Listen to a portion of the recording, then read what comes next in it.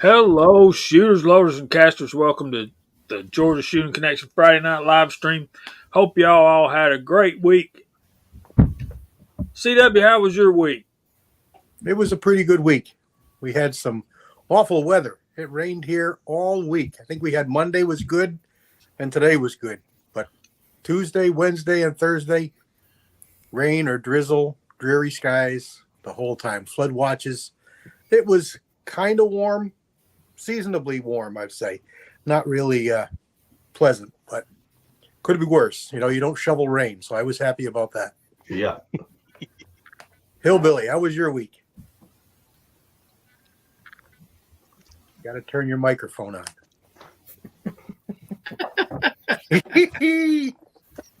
Oh man. Yeah, sorry about that. I gotta put a big post-it right up here that says, make sure you're not muted when you go to talk. Oh man. My week's been pretty good, fellers. Not been able to go outside a whole lot. And as far as shooting videos and stuff, we've had a lot of rain or a lot of wind. And then some rain, just here lately. But it's like my grandma always said, March winds, April showers bring May flowers. So, gotta look forward to those flowers. Mm-hmm. But anyway, thanks so much for having me on tonight. What a great way to start out our Friday night. I love it. Appreciate it so much. How about you, Scosson? What you been up to, brother? What's going on, folks? Good to be here. Good to see everyone out there in the side chat. Quiet week this week. It's pretty slow at work, but other than that, good to be here, man. Good to see everyone out there. What's going on, Gene? Well, opposite of you, I had a jamming week. Fell asleep in the recliner before the show. Woke up and went, oh! Getting a couple videos out. I'm going to start posting some videos on my Hot Pot Tactical channel. All non-really gun-related stuff. Just everyday items that I buy, use, and then satisfied or dissatisfied with. Other than that, man, it's great to be here. Look at this great panel, man. Look at all this knowledge into one little box. How about you, Viejo? What are you doing down there? I actually had a pretty good week, too. I got to the range twice this week. We had quite a bit of rain and stuff floating around out here California way, Tuesday through yesterday, really. But I got some loading done. I got some casting done. I'm fixing to kick off this 230 grain CW plug ears for a minute, will you? Oh, boy. Just go like that. That's all you got to do. Just go like that. 230 grain round nose AC-45 ACP bullet Comparo. You hear that, Elizabeth? So I cast up 8 different molds for it, and I'm also going to throw in a couple of jacketed and a couple of plated bullets, all in that same category, and we're going to go shoot them all with the same load and come back with all of the results, and just kind of for fun. So got all that casting and stuff done this week, so we'll be kicking that thing off with an intro video on Monday, I guess. And then I had one of those moments that Hillbilly likes to talk about, make somebody's day better, and I'm going to save that for tomorrow night's show and tell you that story that happened at the range today. So I had a good week. Mr. Mark, how's it going up your way? Going good. Been a busy week, busy all day, busy all evening. Haven't done much in the way of reloading. I did some leather work, some projects got finished up, but haven't shown those yet. And I did do a video earlier this week. I got a wonderful gift from our friend Mark Brown. Was really touched. That was a fantastic gift that he sent me. A pistol stand with my logo on it. So just happy to be here. Been a long week. Great to be here with friends. Great to see everybody there in the side chat. Let's have ourselves a real good time this evening. Pat. Well, what have I been up to this week? Well, I've been dropping calves on the ground like crazy. That's been keeping me busy from before sunup till way past sundown. And let's see, what else?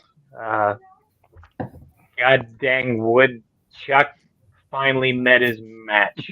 I finally got him. He poked his head out of his little hole, and that was all she wrote. All right. I'm happy that little guy's gone now. But no, other than that, I haven't had much time for anything else, man. I have just been busy with the cows. Busy. So, and only put out one short this week, and if you saw that, you knew exactly what I was doing. So, but other than that, yeah, that's been my whole week. So, 76 High Boy, what have you been up to this week? Awesome week. Great week. So, I've done the second half of my Lee 6-pack for the 9mm, and I'm actually going to make 2 more videos. So I have about let's see, 13 or 14 videos in queue all ready to be loaded up onto Rumble, and so it's kind of nice. I got that project pretty much done, and so I got some more videos I'll be working on, and so life is good when you get stuff accomplished, you know. So past that, here I am. It's so good to be here, and you guys are awesome. Such a great show. So you know, it's kind of funny because on Friday nights, you know, I love to be on this show, but like if I'm at the gym, I just put you on the headphones and I'm working out and I'm listening, and I can't comment because I'm working out, but I'm listening. And so tonight, you know, I just told you guys, so I've got COVID. I tested for COVID and I can't go to the gym. So what's the next best thing? Right here. So here I am. So I'm glad you guys have me on. Well, we appreciate you being here, We bro. surely do. Welcome. Thank you.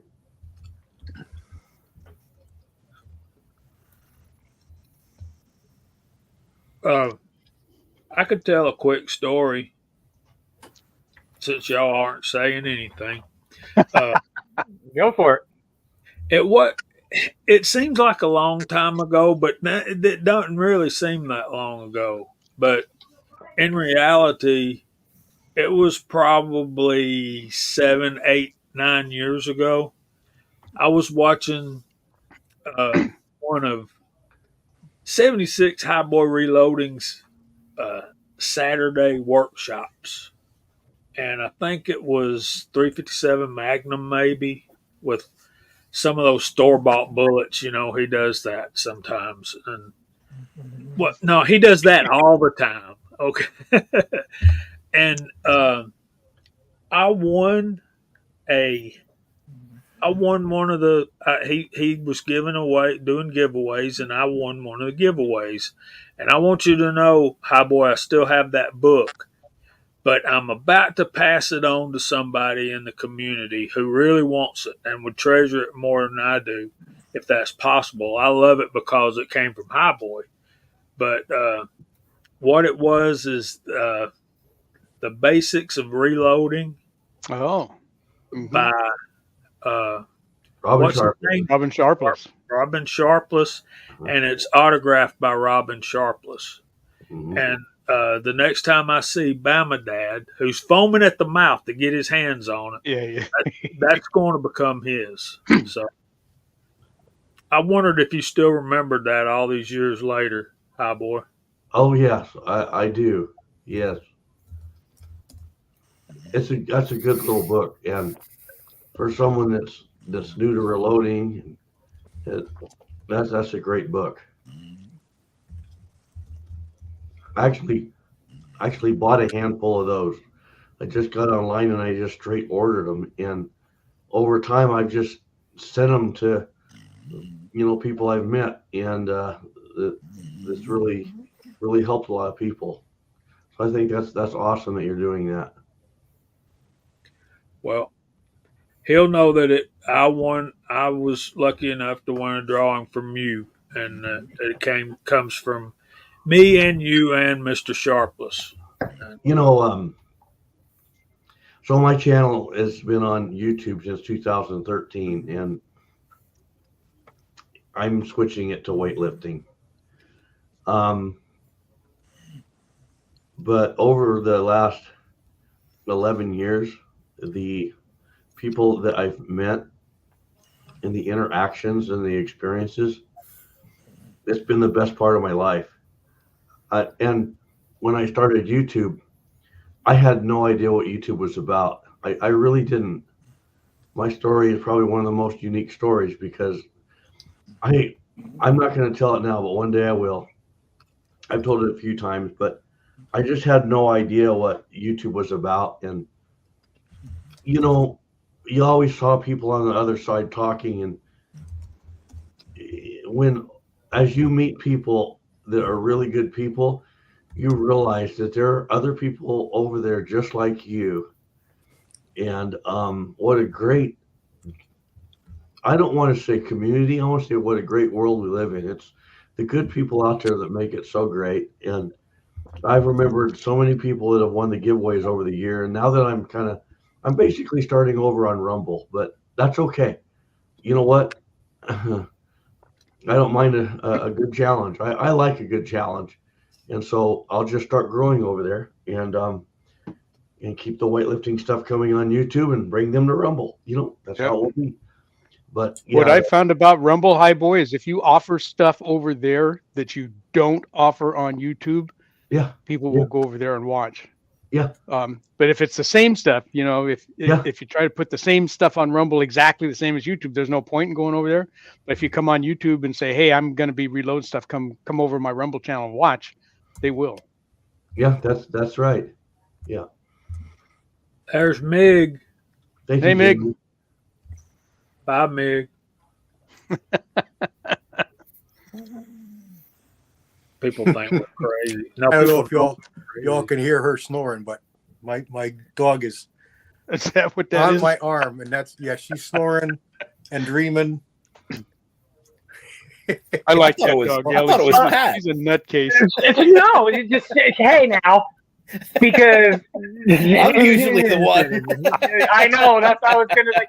I was like, no, wait a minute. Mark is still awake and his He's still video's snoring. still rolling. He's awake. Who's snoring? Oh, it's all Okay, it's I'm all not Ellie. going crazy. Yeah, look at her. She had her head jammed in my arm, and I think it was a little crooked on her nose, and she was snoring away. That's funny. She's out. She's asleep, That's great. Gotta love a good dog. just listening to us. Well, yeah, that'll put anyone to sleep. We got Ocean 374s out there. Ocean, Yeah. I hope you're Yeah. feeling better, brother. Yeah. I'm gonna tell you Speaking of something. that, oh, go ahead, Jamie. Sorry. I'm gonna tell you something's aggravating me to death about right now. On the comments on the side of what we see here on the panel, my up arrow on the comments don't work, and this is about the fourth time in a row that's been happening. And you know, I hate to be bitter, but you know, this costs money, and it ought to work. Anyway, that's enough of my. What do you mean? What do you mean up arrows? You know, like when you want to go up to the up arrow and you try to scroll up to some previous comments. I have them. Mine don't work. My up arrow. Now I can go down here and I can left click on the slider and slide it up and down. But I want to go. I agree with that. But you don't click on the arrows. Click under the arrow or above the arrow and just click the cursor up. Because I've never had the arrows work that way. It's just saying this way it'll move that way, and this way it'll move that way. Well, I'm the alien over here on a Macintosh, and I don't have any arrows. It's all here on the mouse, and so I just scroll with my finger on the mouse. I don't ever remember having an arrow. I do what Viejo does. I have my arrow just like over the comments, and then I just scroll up and down. Yeah, that's all I do. I just drag it down, and I can go all the way to the top. Yeah, that's why you got to do it. But I'm on an iPad, so. But I have the pop-out chat from YouTube, and I can go over there, and everything works. Oh, interesting, huh? I'm just whining. You whining? You're allowed to whine once in a while. Rich White, I'm on a laptop. I don't have a scroll button. First world problems, Jamie. First world problems. Ain't it the truth? I mean, I'm sitting here full as a tick, about to pop, trying to stay awake. All my friends are around me. We got 60 folks out there watching, and I'm whining because the arrow don't work. That is definitely a first world problem. Hey, well, I do Life have is something good. that's driving me crazy at the moment. And if I can, I'll make it quick. Okay. Only because CW kind of brought this up. His dog snores, okay? I snore. So I'm told that I should take a use the mask because I'm killing brain cells and I'm gonna die. And so this is what I analyzed from this. Okay. His dog snores. My dog snores. I bet his dog is smarter today than it was when it was a pup. So is it losing brain cells? Is his dog getting dumber? Or maybe is there stuff our doctors are doing to us that are just killing our brain cells? Because for the past 6,000 years, mankind has slept without breathing apparatuses and we've survived. So I guess I'm just throwing that out there. Am I wrong? Am I wrong? I just want to know. You're right. You're right. You don't need to put on that Bane looking stuff while you sleep. Yeah. Face hugger. Thank you, Hot Pot. Talk about having stuff to complain about. Our friend and subscriber, New Tex I Can. Most of you guys have seen him. He shows up once in a while, but he's a working stiff, and so he doesn't always have time to come in and into the chats. But he'd had this old Ford Flex POS that he'd been talking about getting rid of for a long time, and he'd also been griping about his glasses weren't cutting it anymore, and he needed to get new glasses. So last night he and his 14-year-old son were in their little Ford Flex POS mobile, and it hydroplaned and crashed, and they're okay. They got scratched up, and so he says, "Well, I guess I'm not gonna worry about going out and buying a new car now. This one's toast." And then the cruncher was that we'd been worried about his glasses, and the tow truck driver stepped on his glasses and broke those too while he was loading up his car. I said, Tex, I can't. Said, what else could go wrong? I said, you got rid of both of those problems all at once, man. You're gonna get a new car and a new pair of glasses out of this deal. all in his first day of vacation.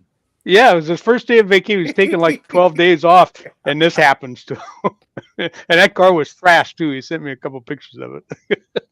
Yeah, he went down a pretty severe cliff right there, and it was pretty rocky. Yeah. And the whole front end's tore out from underneath it. And those glasses the tow truck driver stepped on were brand new. They were progressive bifocals, and he's trying to get used to those. And yeah, well, it wasn't a laughing matter, but having all of that happen just all at once on the first day of his vacation, God, good grief, I got nothing to complain about here. I mean, I could too, but it'd be just complaining. One thing I've learned in my walk with the Lord is don't ever say things can't get any worse. Mm-hmm. Only pray to get better. Yeah, that's literally the worst thing you can ever say. We don't say it in the farming community at all. I got one for you, Pat.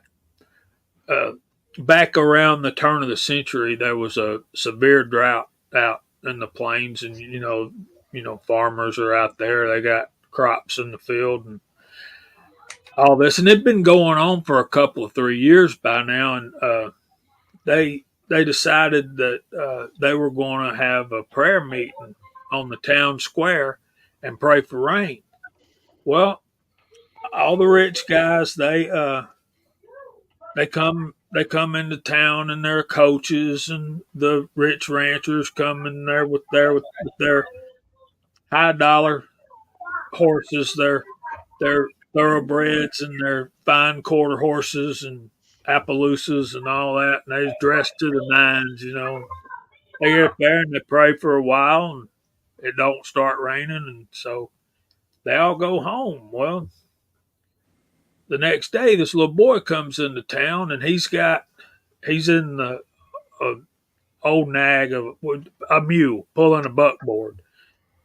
He pulls up into town, and one of the men there asked him, "What are you here? What are you doing?" He said, "I come to pray for rain. I was here for the prayer meeting." He said, "That was yesterday, boy. It ain't raining yet." The little boy reaches in the back of his buckboard, pulls out an umbrella, goes up to the town square. He starts praying. Also had a bucket with him.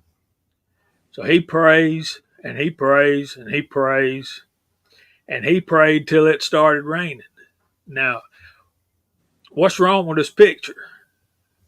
The 12-year-old little boy praying for rain. He brings an umbrella. He's praying with faith, buddy. Something's going to happen here. Uh-huh. And he not only needed that umbrella, he filled that bucket up.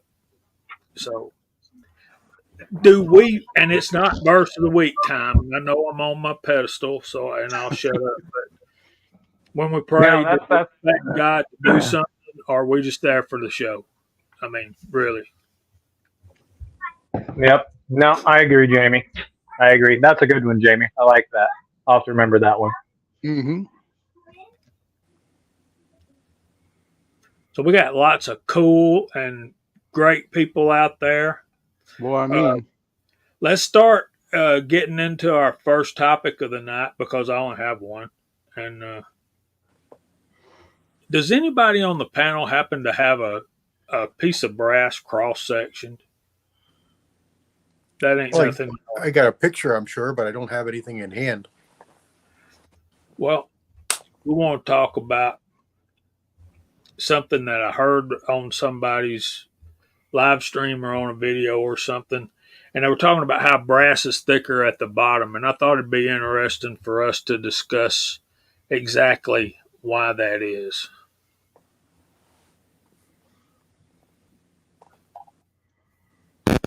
That's got a slot cut out on one.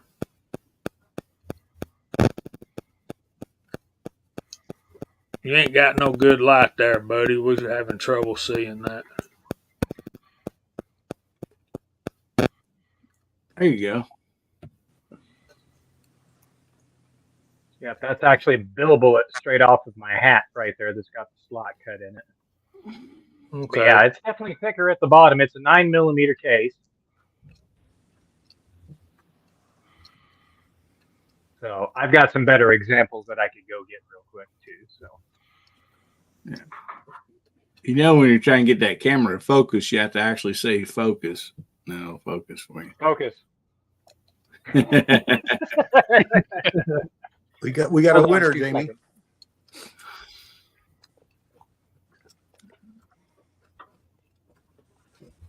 Your Hornady book has a picture of one in it. It's thicker for a number of reasons, but manufacturer, the way it's built, the way it's designed, the way it's intended to do. But that's the biggest part right there. It's thickest where it's least supported in the chamber of the firearm. Mm-hmm. For the most part, brass is just a vessel to hold the powder and the primer and the powder and everything together. But it does serve a purpose because the very back corners and edges are the areas that are least supported in any chamber. More in some, less in others. Mm-hmm. But that's the reason. Good job, Ashley. Hey.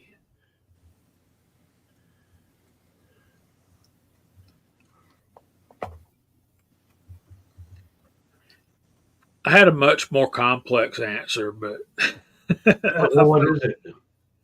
yeah. Next topic. There are benefits to go in with it. go ahead, hot boy. Well,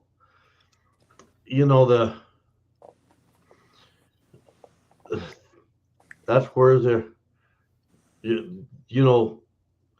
upon obturation, that's where a lot of the pressure is applied right there, and so being unsupported in that area, I mean, that's huge, right?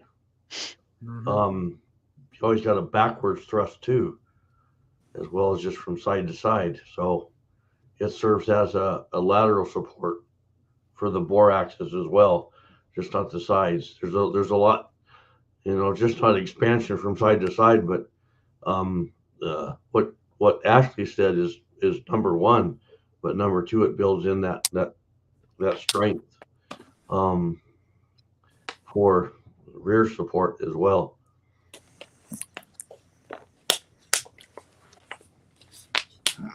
What's your answer? Well, I have Tommy Boy's got a good comment. Let's put that up there.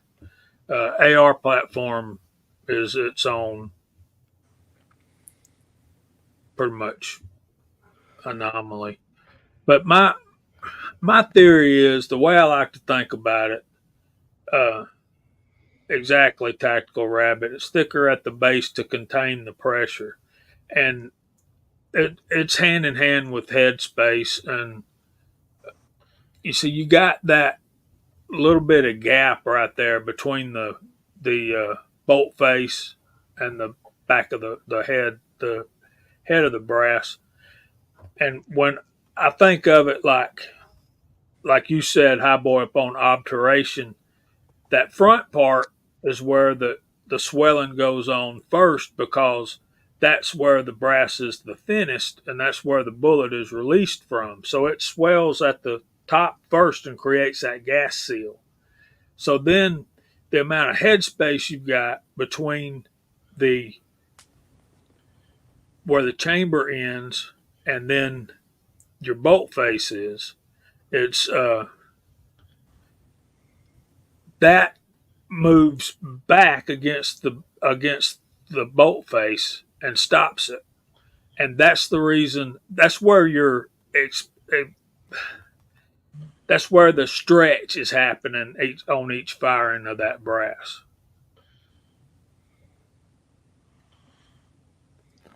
Yeah, you can see in that photo there that CW is holding up, the part of the case that represents, just below the web there and the extraction groove. There's nothing that brass. There's no place for that brass to go and under pressure, and so it can expand out laterally there. Everywhere else on that case is being supported, from the web upwards and from the kind of head downwards, back to the breech face. That's where it can expand into. But right through that extraction groove, there's nothing there. It's got to be heavier duty because there's nothing to support it. And that's a good diagram right there.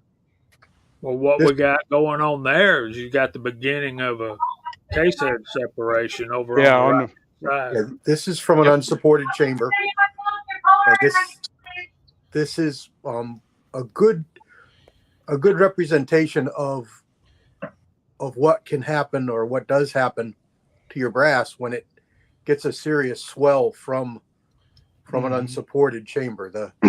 That edge you see there coming down where the thicker part swells out is actually getting sheared. It's like a piece of metal you bend back and forth many times and it actually breaks. And what's going on there is it's swollen out in that very thick area where there was no support. The chamber came down the thin walls and was supporting the case. And then where that thick part comes out, there was nothing there to hold the sides of the case. And it swelled out there. Now, the reason it didn't happen on the top is because this was likely a semi-auto chamber, and the hood covers the whole top of the case. So it's got plenty of support at the top, but at the bottom where the feed ramp is where the support is lacking. Yeah. And that's where this swelled. It swelled down into the feed ramp. And you could say it's probably slightly overpressure to cause that, and that's probably true. But something else to bring up that goes along with this conversation is the threshold of pressures where brass can no longer hold, and that threshold is about 40,000 cup or psi. They're different, but for the sake of what we're saying right now, we'll call them the same. So that's why you don't see any rifle cartridges with support problems, because the brass can support and contain up to about 40,000 without much problem. So you see your 45 ACPs and 380s and stuff like that run on very low pressures with somewhat unsupported chambers and big gaps in areas, and it's fine because the brass can contain that 20,000, 23,000 without any problem at all. But you start stepping up into the 50s, the 60s, 65s, some high power pressure rifle cartridges, that brass can't do it. And a matter of fact, goes along with kind of what Tommy said there. If you look at some of the brass, it'll almost look like a muffin top when it's overpressured, because the bolt head on a bolt action rifle is coming up the sides into that thick area of the web. So it's actually fully supported. It's a ring of steel, and that's what Remington used to have in their ad slicks. It's a ring of steel that supports that case head. But it's really, really, really close to the chamber, but not touching. So there's a tiny whisker of separation or unsupported area there. And it's very, very small, but it's there. And that's where you'll get a ring around your case. And sometimes it's visible, or it's actually, you can feel it with your fingernail. There's been a number of guys doing videos that have seen this when they resize the cases. And I think we've all probably watched Johnny's reloading bench, and he went through this with a couple of calibers where he had a ridge at the base of his the web area after he reloaded.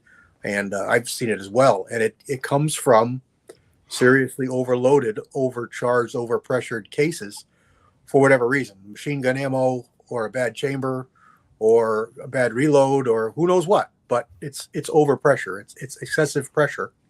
And it really shows, that's where you start getting loose primer pockets. That brass has to go somewhere. You're moving a lot of pressure.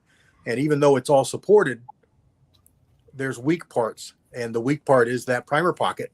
And that's why your primer pockets get loose, because it really gets pounded with the pressures of firing, and it just moves that brass ever so slightly. It'll start pinching up. You reloaders, have you ever found cases that don't slide into your shell holders? That's what's happening. The brass is moving. It's pinching down the diameters and the dimensions there, so it no longer fits in the shell holders. Mm-hmm. That's what's happening. That's why. And what you hear referred to as a Glock smile, that's a real thing. You really need to be aware of those bumps. And it looks less like a bump when you're before you size it, but after you size it, you can see that distinct smiley mark upside down. Yeah, they make a tool called a bulge buster, and I think it's a good tool, but you should not repair actual smiled cases. And what's a smiled case compared to a bulged case, because they are different, is that line like you saw in my picture there. If you can grab it with your fingernail, it's a shear, and it's gonna fail. If it's just smooth and round, you're still working the brass, and it's still gonna fail, but it's not likely to be a dangerous, catastrophic thing. Yeah, I see a lot of that. It's got that smile on it, and then the bulge stuff. Yeah, smile stuff always goes in the recycle bin. Yeah, if it's bulged out, it's so obvious when it's a bad bulge. Bless you, my boy. That anybody would look at it and go, I don't think I'm gonna try to fix this one. If and you you gotta shouldn't, question it, because it's creased.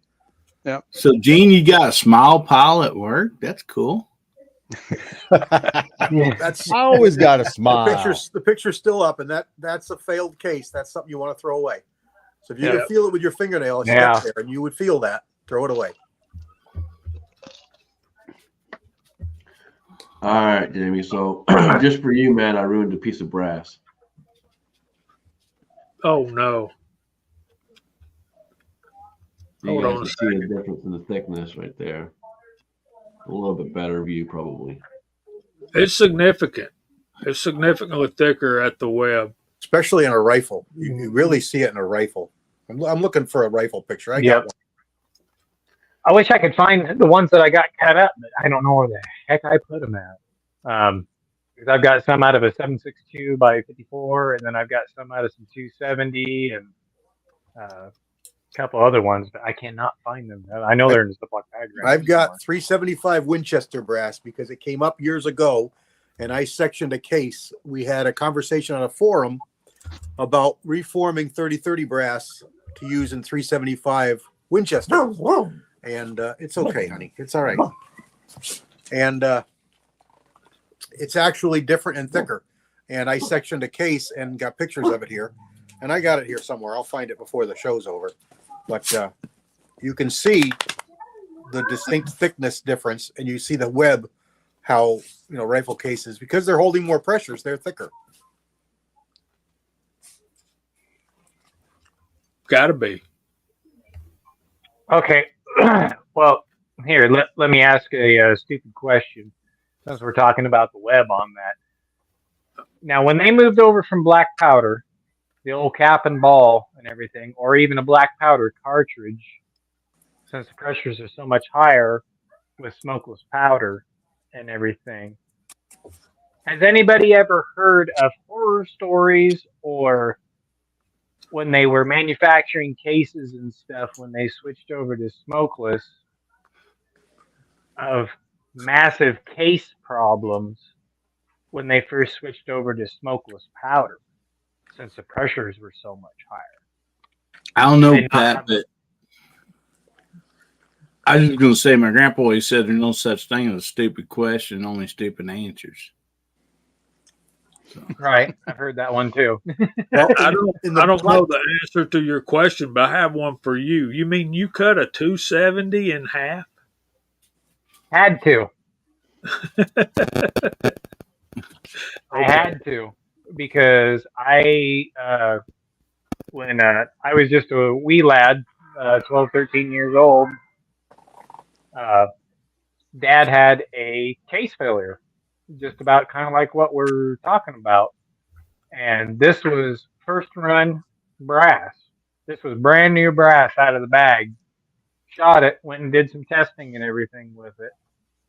And he had a failure that just about looked like that. And come to find out, on the what do we got there? that was a hot load. Ooh, yeah, I'd say so. You can read the case head, and here's a piece of brass that's Oh, having some heavy pressures. That's the definition of a flat primer, ain't it? And we all know flat primers, okay? We all look at them, and we all say, "Oh, that's a really hot load." And I like to try and educate when people say this, because primers are very soft, and they're all different thickness cups. So it's yes, it shows pressures, but it's a poor way to tell too much pressure. What it tells you is that primer saw too much pressure, but it may not be too much pressure for the load. It may be the wrong primer used in the case. So, in this case, it's a good explanation to show that primer is excessively flattened, it's excessively moved metal. Well, if you think the brass didn't move at all, you're kind of kidding yourself, because when you get that kind of excessive, you can almost see a black circle there that's the actual diameter of the primer, and that's excessively flat.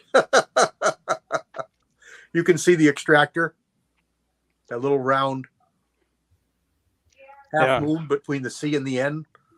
From That one looks like Yeah. that looks like the metal from the the round edge of the primer cup has actually flowed out away from the primer pocket and That's- gotten a little skirt on it. Yep, that little Yeah. round disc there. That's the ejector, and that's what you're seeing. Yeah. On the edge of that brass, just a different gun, obviously, but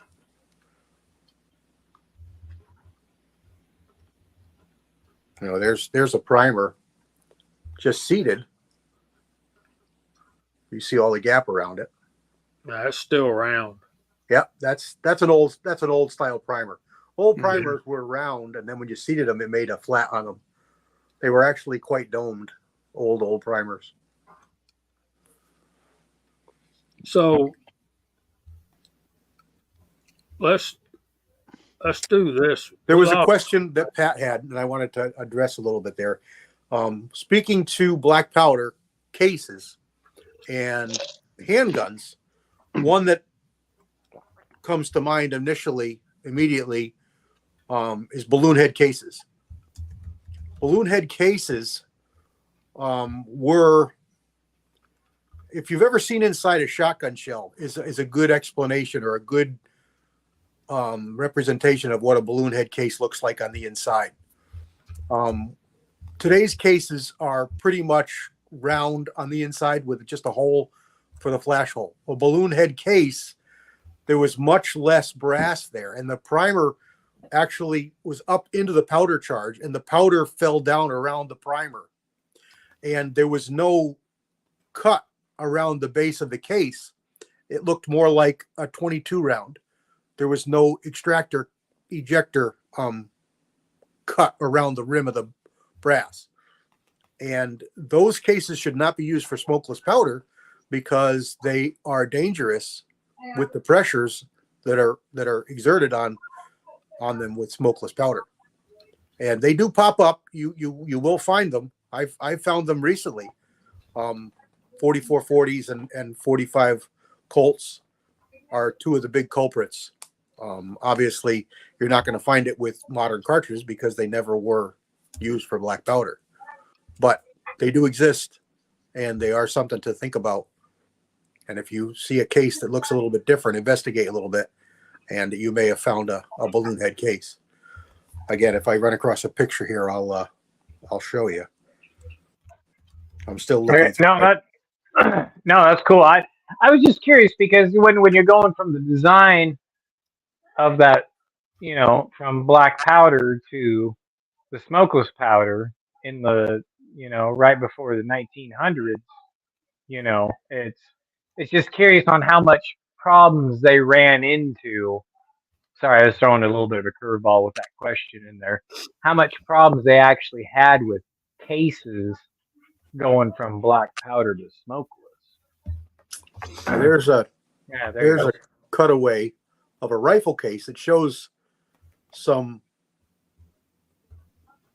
issues going on. If you see, we're about to have a case head separation on that one too. Yep. And that's where if you've read your manuals and you've seen them talk about making yourself a tool out of a paper clip to go down inside the case to feel the inside of the case, this is what you're feeling for with that tool. And this is what you'll feel, what you'll imagine is in there, and what it is in there when you find it. That is an incipient case head separation is the next thing to happen. And what's going on there is the brass, and Jamie talked about this a few minutes ago. The brass in firing stretches, and it stretches mostly from that area where the brass is thicker because it's stronger to where it gets thinner. That's primarily where your brass is moving from. It's flowing forward. And that's just physics. That's just the way it is because it's exerted upon the most in that area. And if you've got a headspace problem where the brass needs to move to fill the headspace, you're going to be finding those rings showing up on your brass.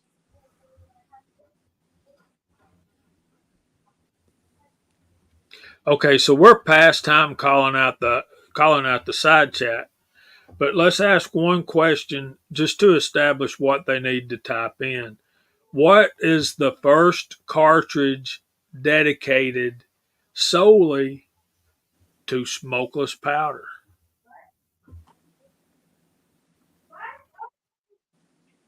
Was it the 7.62 by 54R? Nope. First battle rifle. Sorry, that switched over to smokeless. Yeah, sorry. I'm getting my. We have a winner. Mr. Pollard. 6-shooter Texan got it. So everybody type in 3030 and we'll call your name out on YouTube. I was going to guess 32 special, but nope. First, That was a close second, wasn't it? I think the 7.92 Mauser out predates it, but we're pompous Americans, so we think it's an American cartridge. Yeah, it's actually 3030 is wrong because it was 30 Winchester centerfire at the time. So there's that. We have 70 folks out there. Let me scroll back up here to the top. Well, I've got to scroll because my up arrow button doesn't work. I know I'm whining again. So we got James Pollard. We got Tread. GGW Outdoors. 270 is not the answer to everything, buddy. I know it's hard not to. We got 6-shooter Texan, Tommy Boy. Copa Phil. I hope I said that right. Stephen Susie's Homestead. Tread still says 44 mag. Justin Grimm. Walks Fletcher. Papa's Place. Chico Wise. What's going on, bud? Hey, Chico. We got Stephen Susie's home. Craig. Okay. Pat in a Bunker. Walter Viejo. Reloading from the Hot Pot. Ricky Baird. Christian Grest. Rich White, GGW Outdoors, Edward Petty, Fluffy 10mm Jeep Guy, the Scottish Americans on the panel and the side chat, Andy 79 C28, what's going on, my brother? Tommy Boy, Duffer 426, Dwayne 7834, 6-shooter Texan, Alaska 1, Andy, Chico Wise, James Pollard, Tactical Bud, Bama Dad, Hillbilly Up. Walks Fletcher says 8mm LaBelle. Ashley A. Stephen Susie's Homestead. KFW. OCD Outdoors. And OCD, we'll get back to your question earlier about that shoot you were talking about. Tim S. Trees are blowing videos. What's going on? Colt 1927. Copa Phil. Wes is out there. Bobby Barlow. Walk still says 8mm LaBelle. Somebody's going to have to look that up. Running with Scissors, Papa's Place, Millsurp Duo, Timothy Burkett, Reloader 762. Mark Thomas says 30 Winchester centerfire. Tactical Fuds out there. Justin Grimm. Walks is dead set on 8mm LaBelle. Apparently, we got it wrong. 8mm. 8x50 R LaBelle. And Dale Pogue. There's Kyle Lusk. Reloader 762. So, Glenn Davis is 4570. James Pugh's out there. 76 High Boy Reloading. He jumped off. Apparently, he's not feeling well. I hope you feel better, my brother. And I think that's everybody. Oh, yeah, your opinion's always valued, Walks. And the only reason I said it was 30 Winchester centerfire is because I read it in the Lyman book, the Lyman Reloading book. I don't know anything, man. I'm just the first American cartridge. Like I said, we're pompous Americans, and that's what we feel. That's what we think. Yeah, which makes us right. That's right. And we have the right. Got the right to be wrong. Yep, that's right. Well, we did win the war. Yeah. Who's on first? No, what's on second?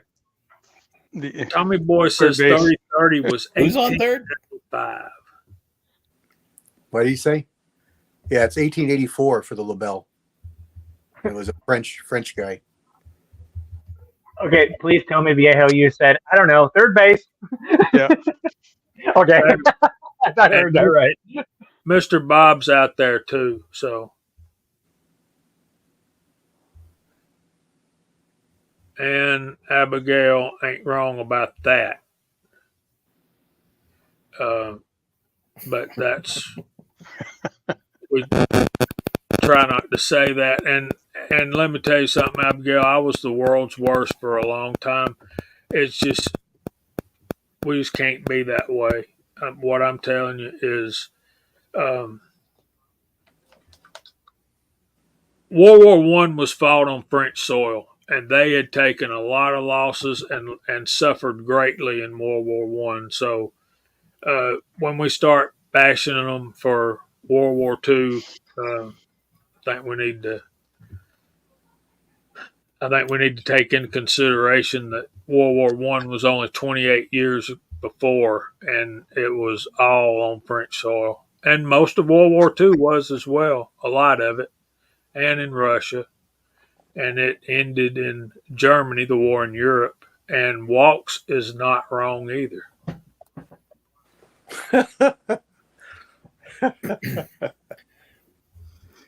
We also have to remember the French support of the American Revolution. Yep. Almost entirely. Not because they loved us, but because they didn't like the British. Yeah, so they helped us. I mean, they did almost all of our financing. Who was it? Ben Franklin's the one secured most of the financing, wasn't it? Yeah, he spent a lot of money over in France too. Here's a good picture of support, chamber support. He was getting his fringe benefits as well. Yeah, hey, probably, probably a few things that needed treated with penicillin. Exactly. There's a good picture of an unsupported chamber right there. Wow. Mm-hmm. And I think people call it the Glock Smile, but it can be any chamber that's built like that. And I've got a Springfield, and it's not as bad, but it still does it. So Yeah, that's a good photo right there. It really shows what's the cause of it. Now, if you notice that cartridge that's fully seated in there is actually not how it would work, but it does show the support. The rim that you see up on the top is where the rim of the cartridge is supposed to be, where you see it on the left hand, right, or the right hand picture, depending on how you're. But anyway, it's a good representation of where that support lacks. Mm-hmm.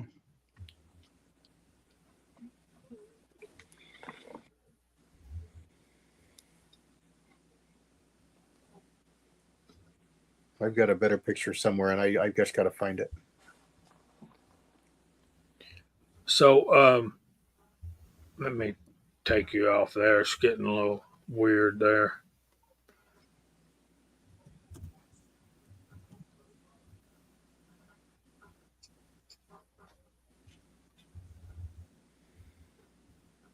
Running with scissors. Man, it's still raining, and it's going to get cold here too. We got 74 nice folks out there watching us. Can y'all That's believe amazing. that? Woohoo! Amazing. OCD Outdoors was asking about a particular shoot that he was going to. I have not heard of that particular one. OCD, if you're out there still, put that up there again and tell the folks about it. And maybe if there's some folks in the area, maybe they can go by. 76 now.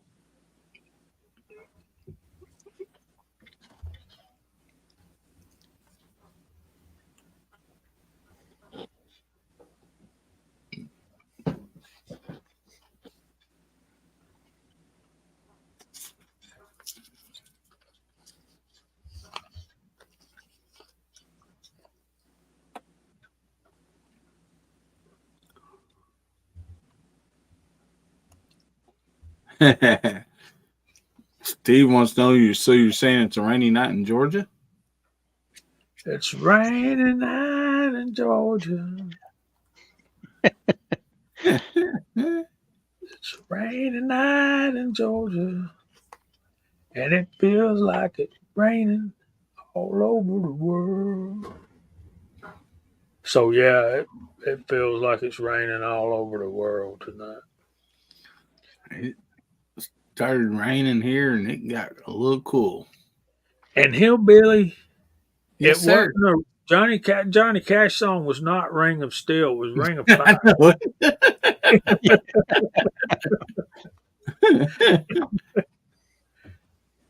I think Word Out Yankovic did the Ring of Steel. That sounds like something he would do.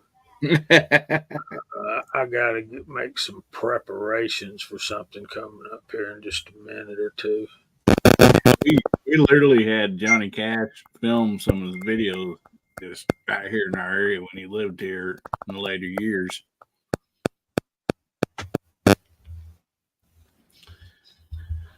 Yeah.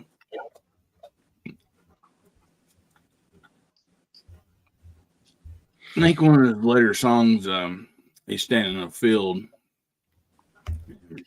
Is down here just across the line in Arkansas. A buddy of mine's family's property. They filmed that video in. Says dad's like, yeah, that's fine. But you need to hurry up and get that done. I gotta cut that hay.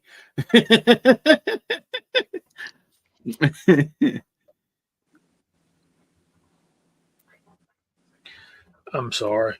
Hot Pot, are you about ready?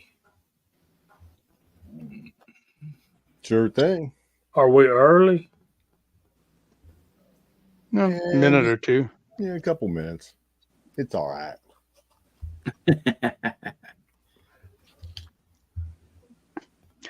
The other day when it was raining, started raining here, the weather lady in our morning local news said we could end up with a 2-inch rain here. And I went outside with my tape measure and measured it, and it was 2 inches between the drops. That's a 2-inch rain in California. Hardy, har, har, har. It's time for What's Hot Pot Got. Check that smile out, folks. He looks like he knows something we don't, doesn't he? Yeah, he knows what cartridge he's going to show tonight. If you get in touch with him, I'm sure that you can get tattoos just like his, if the price is right. If the price is right. That's right. But I want to give this announcement first. Republic Ammunition has got free hazmat. Not free shipping, free hazmat due to the carrier offering free hazmat. So, for Awesome. all your hazmat orders on powders, primers, Republic Ammunition has got you covered. Nice. Good news. Thank you, sir. First, I want to show this box that I've got. Look at that price tag. Wow. That is for 20 of these beautiful 308 150 grain interlocked projectile cartridges. So tonight, being 308 March 8th, I got some side comments on 223 about not doing something for 223. So I went ahead and decided to do a 308 for 308. Perfect.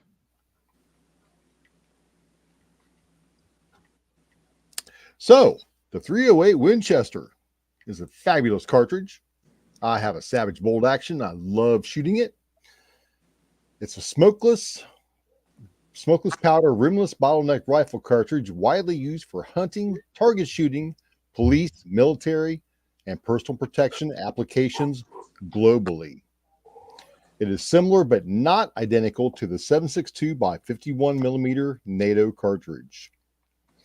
This cartridge was actually designed in 1952 as the 7.62 by 51. It was released in 1954 as the 308 Winchester to the commercial market.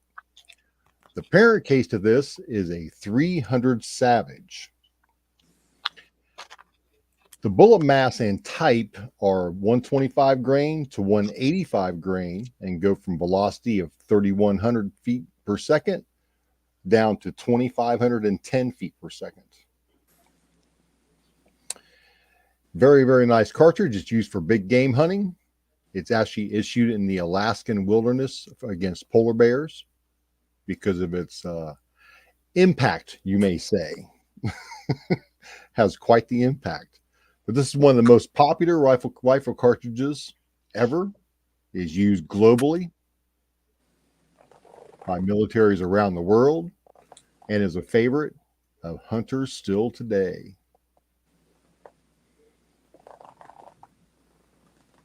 And that is what Hot Pot's got. Very nice, sir. For 308. Perfect. All right. Thank you very much. And Mr. Bob has a question. The answer to that question is yes. Yep. Head for the LGS. There's going to be one on the rack, just about guaranteed. I have a box of 3006 and a box of 303 British for that very reason. Royal Tiger Imports has been having some sales on some infields, British infields. They look rough. I'll tell you what, researching this 308 Winchester, there's so much information about this, about different cartridges, parent cartridges made from it. It's made from. It's almost kind of overwhelming. So, I mean, I had to break that down just pretty basic because this could be a 2-hour show on a 308 Winchester cartridge, or 7.62 by 51. So, do you know what the primary differences are? Primary differences are case wall thickness. Okay. There's other minor differences too, but case wall thickness. Yeah, the external dimensions are the same, but the internal dimensions are different. Yes. It holds less powder to create more pressure. Well, actually, the 7.62 by 51 holds less pressure than the 308 Winchester. So you would think that the military version would hold a higher pressure, but it doesn't. It holds less. And that's backwards from Remington 223 and 5.56. Yes. So James Pugh says that he likes its baby brother, 243 Winchester.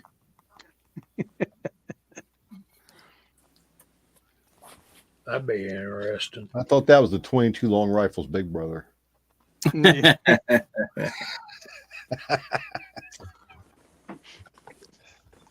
Gene, did you say when that cartridge was first introduced to the civilian market? I think you did, but I didn't hear it.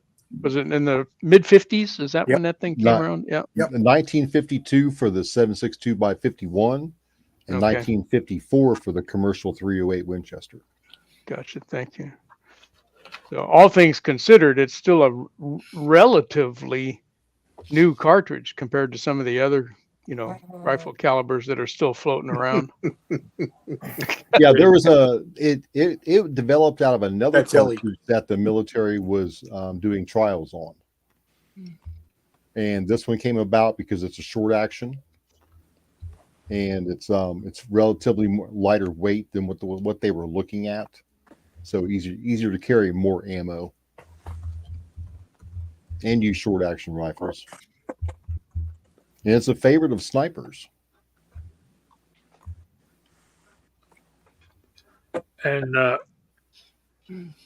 I just wrote in there, GGW, you're going to love loading 30-06. It's pretty fun, fairly easy. It's scary, but yeah. And Copa Phil's catching on. 270 Winchester, the greatest cartridge ever made. So why is it the greatest cartridge? They don't know. They just like repeating that. Yeah. Yeah. I'll tell you why. Because Walk said so. That's fair enough. You gotta give some props to Walks. That's fair enough. And Once in a I've while. killed so many deer with my 270, I can't count them. I've shot a couple 270s. I really liked them. I do not see that much of the brass coming in the shop. I mean, it's 10-1, 30-06 to 270. That's because people that shoot 270s generally keep them and reload them and shoot them again. Keep them. I was just figuring there's just less people shooting them. So I want to say congrats to 6-shooter Texan on his new 357 rifle. I bet there's a video coming up. I hope I get some time to watch some videos this weekend. He showed it off. I think it was just this morning. He had, his missus is gearing up to do cowboy action shooting, and she got herself a new shotgun, a new Stoger, and he's showing off her new shotgun. And he goes, "Oh, and by the way, look what I got for myself." And he's got a new rifle too. It's a Taylor's. I kind of like Taylor stuff. Who did we lose? Pat gone? And didn't even say bye? He got called by the cow. Probably. He's in that mode lately around his digs there. Oh, Tommy boy, you too funny. Because poachers don't leave their brass to get caught. That's why 270. That is pretty good.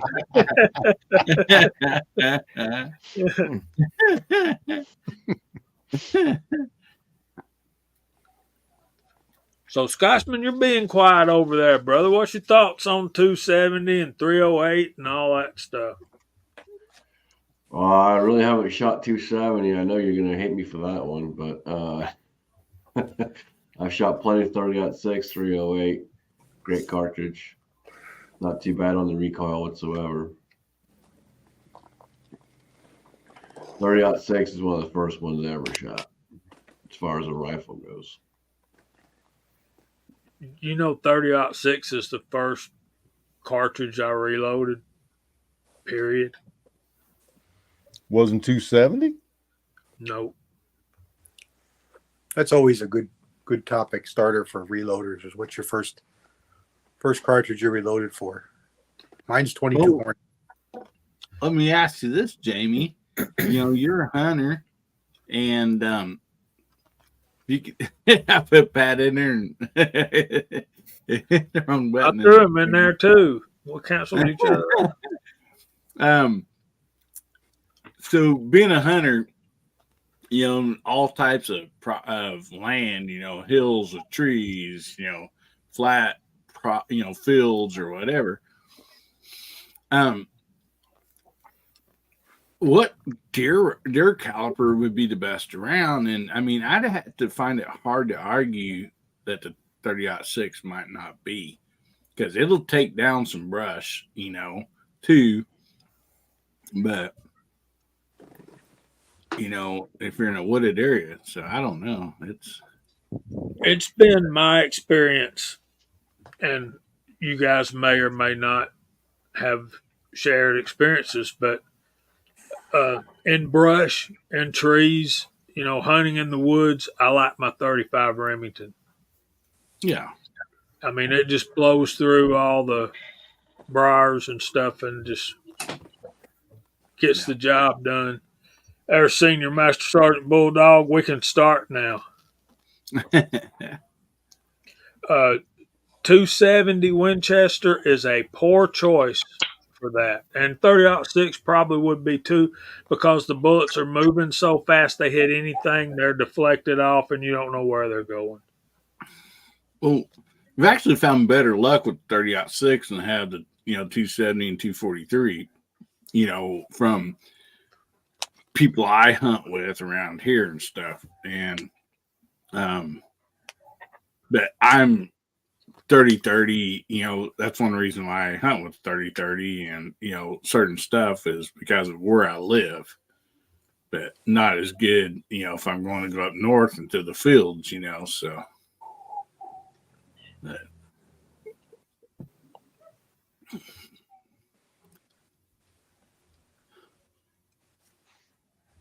Yeah, I just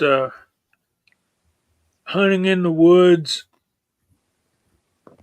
heavy and slow works the best, right? Wouldn't you say, CW? That's the accepted belief. Convention. Yeah, but there's something to be said about rotation. If you have anybody's ever worked with bicycles, if you grab a hold of a bicycle rim by the axle and spin it in your hand and then try and rotate it, the faster it goes, the harder it is to move. And that centrifugal force is a real thing. Yeah, that's what Walks is saying up there. So that's actually backwards. But I can't put it up there because my up arrow don't work.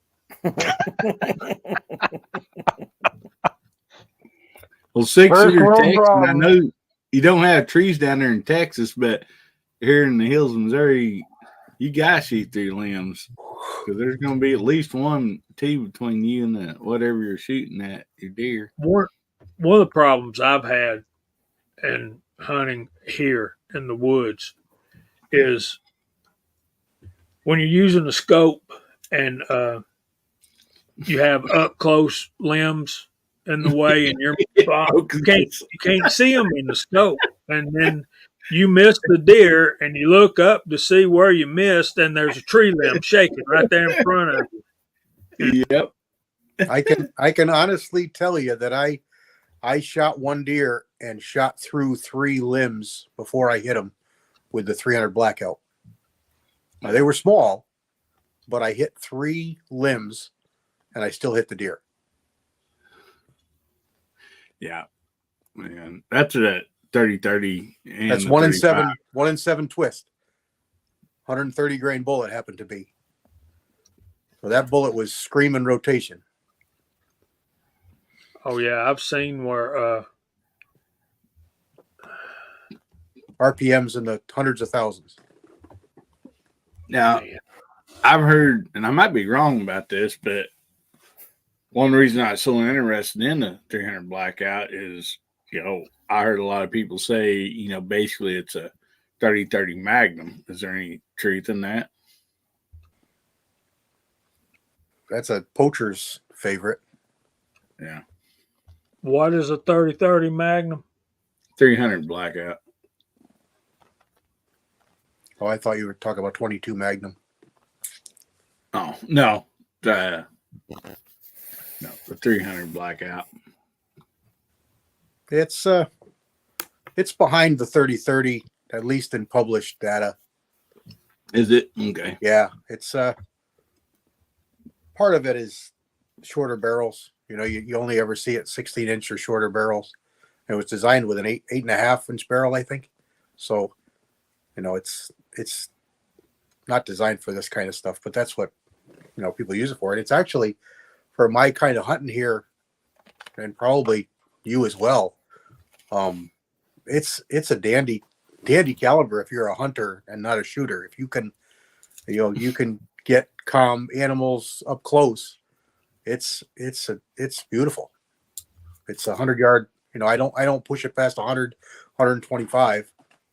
I've actually had it bounce off a shoulder bone at 160 yards. Literally.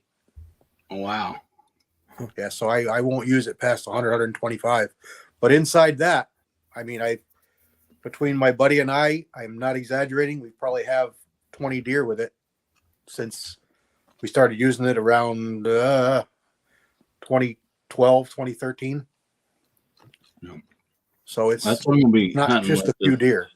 We've shot a lot. Season. I've played with 300 blackout. I don't own one. I did a loading project for a buddy of mine at work, and I had his rifle for quite a while.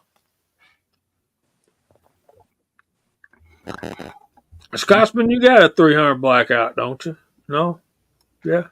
Yeah, I built a 10.5-inch. I haven't got a ton of rounds through it though.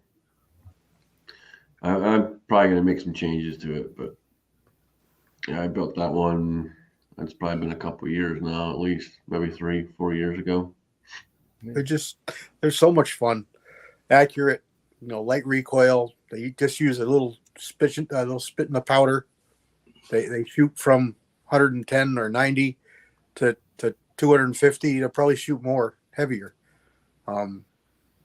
It's a lot of fun. I love it. I absolutely love it. At one point, I had a single shot of bolt action and a semi-auto. You shot my 300 blackout, didn't you, Jamie? My pistol I brought down.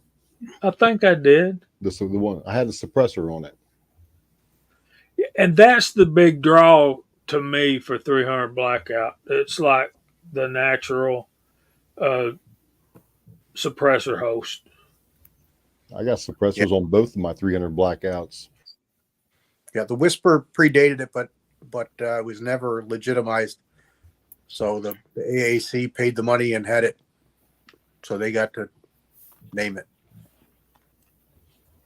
Actually, my dies say 300 221, which is what it initially was, the 221 Winchester case, which is a shortened 223 case, necked up to 30 caliber.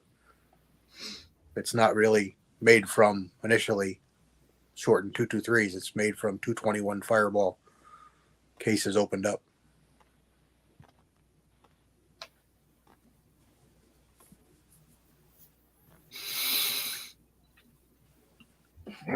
Okay, well, since we're on that subject, I've heard a lot of people and seen some videos on this. What is the main difference between 7.62 by 39 and 300 blackout, especially if a guy reloads for 7.62 by 39, which I'm thinking about starting just because the ammo is getting so dang hard to find, especially any of the Russian stuff, steel case or anything like that. Because I did hunt with it once at about 100 yards and put with the military classic hollow point and laid the smack down on a coyote with it. But I'm just curious. What's do you guys know much of a difference between those two calibers? Well, you just looking for ballistic differences? I don't know what you're asking. It's actual ballistics and as far as just straight up knockdown power, because I know there's a lot of guys around here, at least in the past, when you could get those rifles, like an AK or an SKS cheap. Those guys used to use that for coyote hunting all the time. Seems like. Well, it's ballistically, you've got 300 blackout, 7.62 by 39, and then 30-30 in that order as far as on paper advertised ballistics. So not quite a 30-30, and it's a little more than the 300 blackout, but it's pretty different. It's a totally different case. It's 440 in diameter. It's 311 diameter.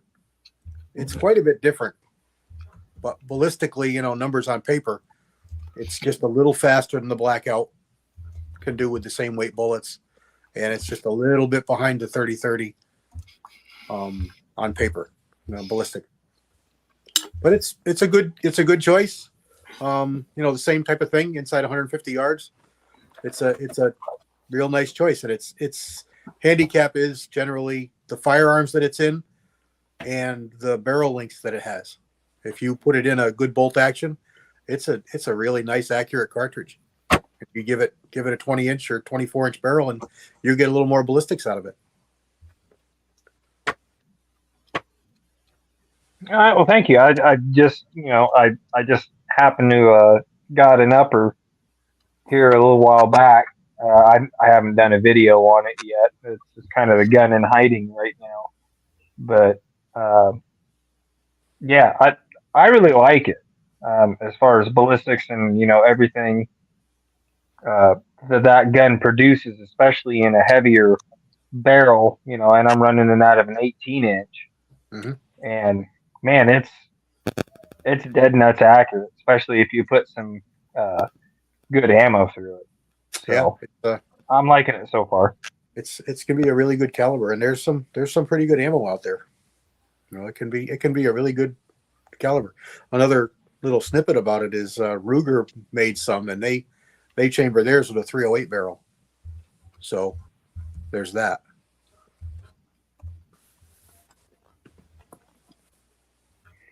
Yeah, and now that you say that, Travis P11 actually has one of those in bolt action, and he did a 100-yard test at the range with that. It just popped back into my head, and pretty good little gun. I mean, it was pretty dang accurate with that ammo, and he was just running. I think he was running the same thing I was with the military classic 124 grain hollow point on it. So, nothing real special, but good groups. Yeah, you'll probably see 2,400 feet per second with 125, and the 300 blackout is probably 22s. It's really close. You're nitpicking to say they're vastly different. They're not. They're close, but it's got a little bit more velocity than the blackout with a given bullet weight.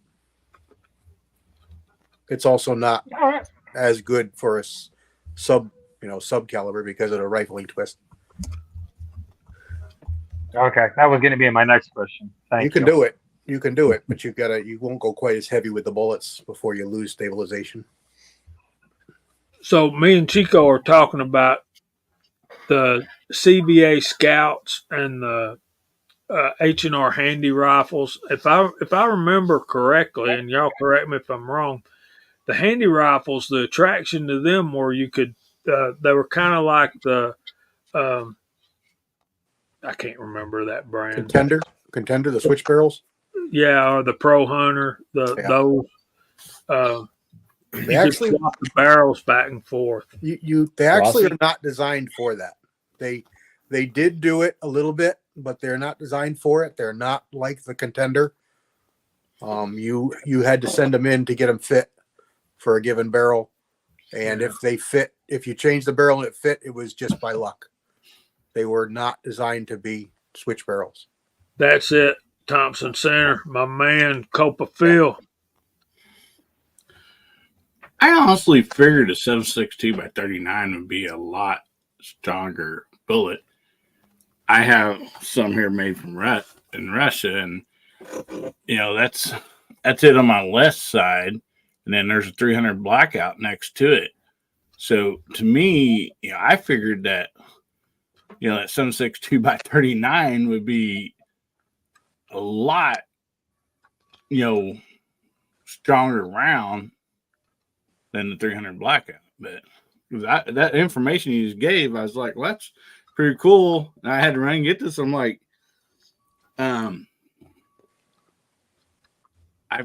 didn't realize that the 300 blackout was that close to that. Yeah, I guess. And they're both limited by the firearms they're in. If you had them both in bolt action rifles where you could ramp up that pressure, 60,000, they would both handle it, and you would get some better ballistics out of both of them. But they're both in guns that need to be down lower in pressures, and that's what they're limited to. Okay. Like the AR platform and the SKS AK. Yep. And Reloader 762 saying he runs 185 grain thumpers in his SKS rifles. Yep. I've got one of those in there that I inherited that's still wrapped up in plastic and packed in Cosmoline. We need to do something about that. Wow. Yeah, it's not a great one. So that's pretty cool, though. Yeah, it'd be fun. Good night, Rich White.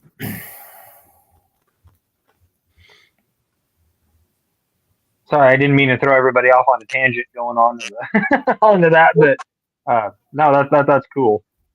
I think, and y'all can yell at me if you want, I think the 300 blackout is an American answer to the AK round, which is that 7.62 by 39.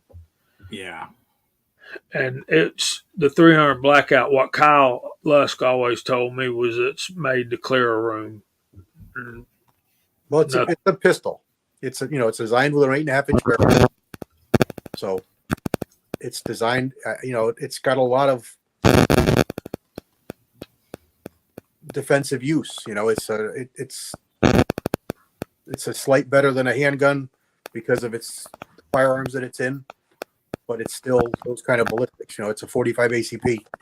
It's a 200 grain bullet at 800-900 feet per second. Subsonics.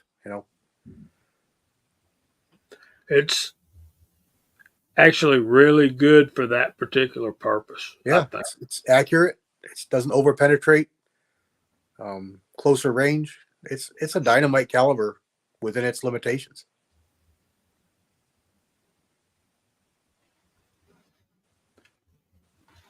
Colt 1927. I've done a few of those, and they turn out nice after you refinish them. But some, like if Milsurp Duo was still here, he'd be shocked to know that we were going to refinish a Milsurp rifle stock.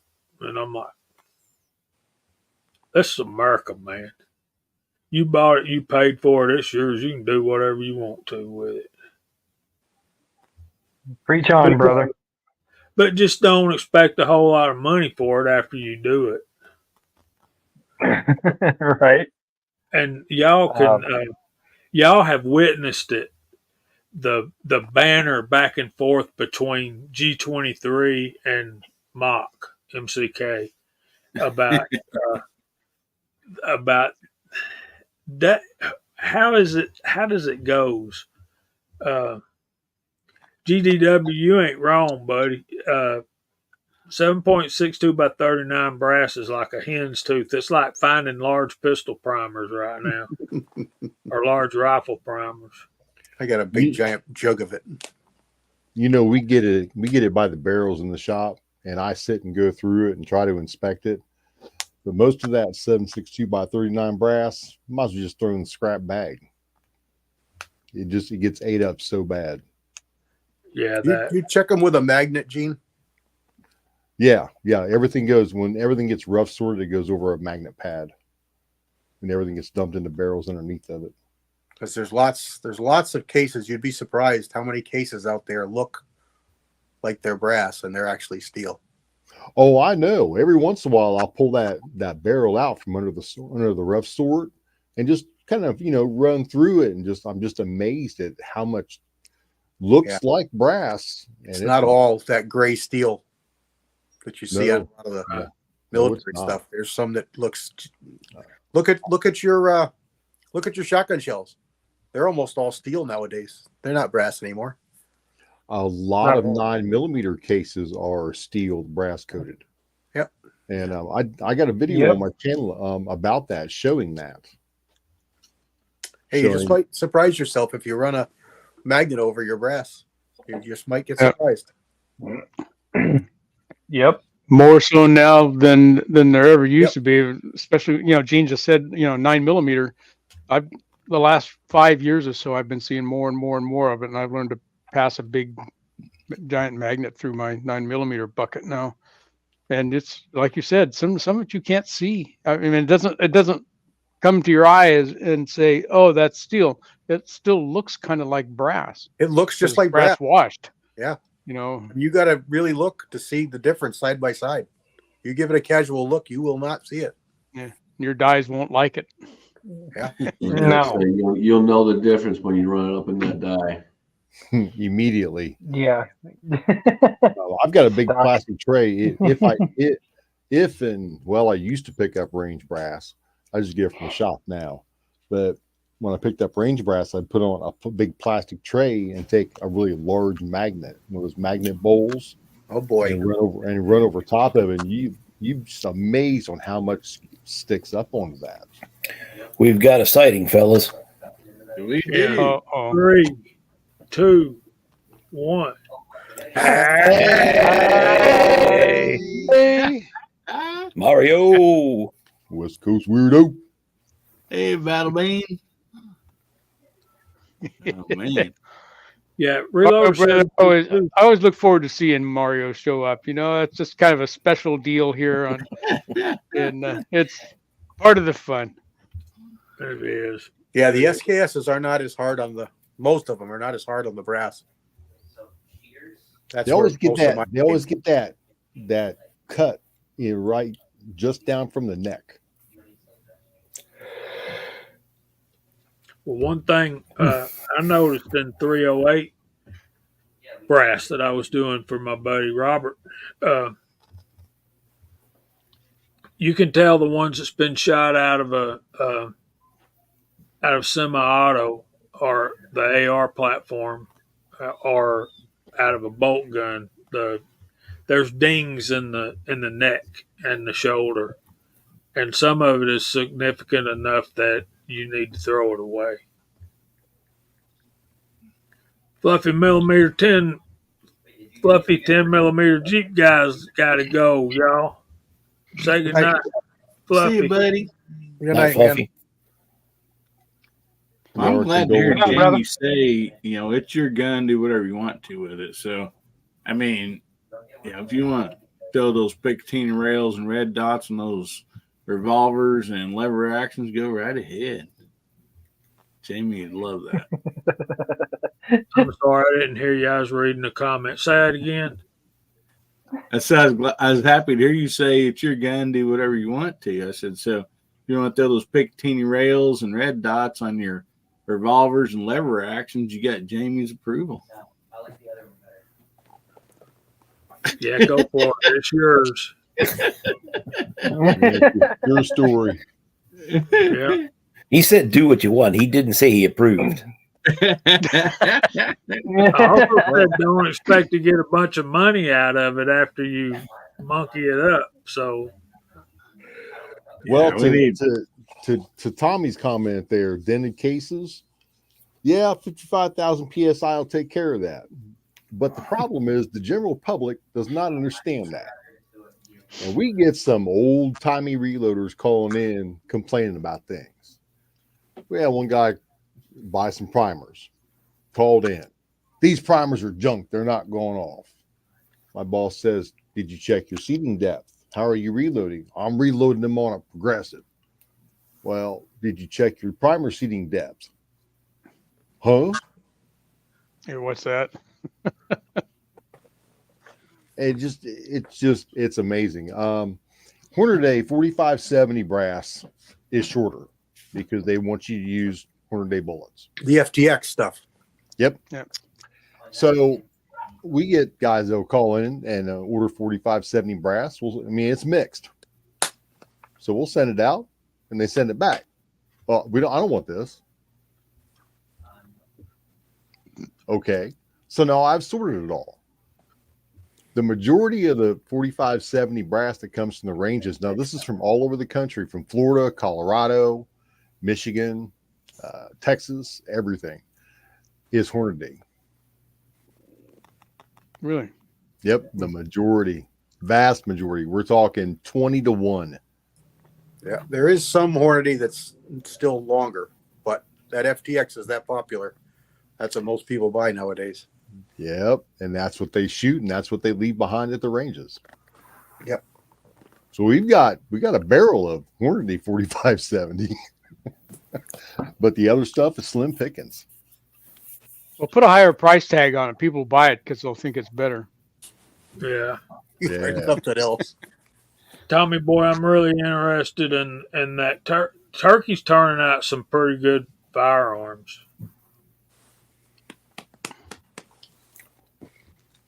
Chico Wise says send it down here.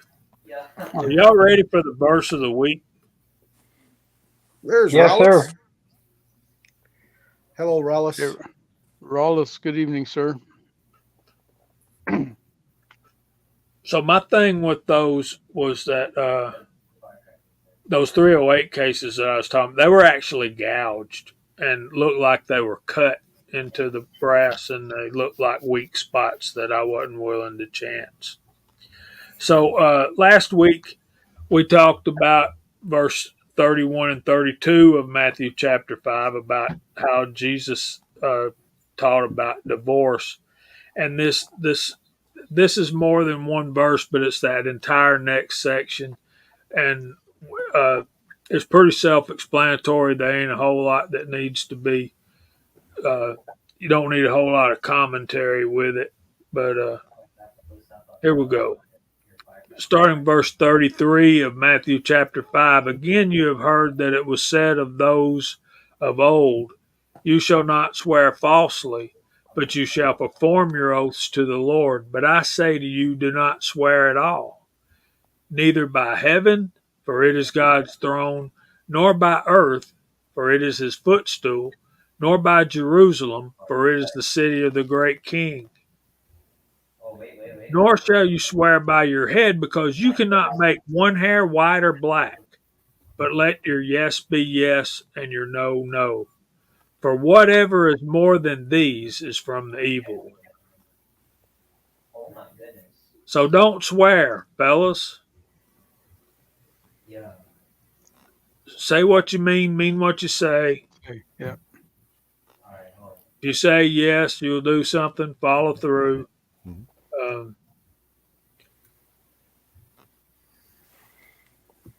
That's pretty much all that needs to be said about that in my mind. Fantastic. Yep. Very, very good word from the Lord himself. Anybody else want to comment on that? One thing I'll say about it is that I am very proud of the family that we've built here on YouTube and on the other platforms of our community. Seems very straightforward and very honest, very much men of their words. And I'm proud that y'all let me hang out with you sometimes. That's a two-way street for sure, Jamie. Yes, sir. I think you hit the nail on the head right there. I can't say it any better.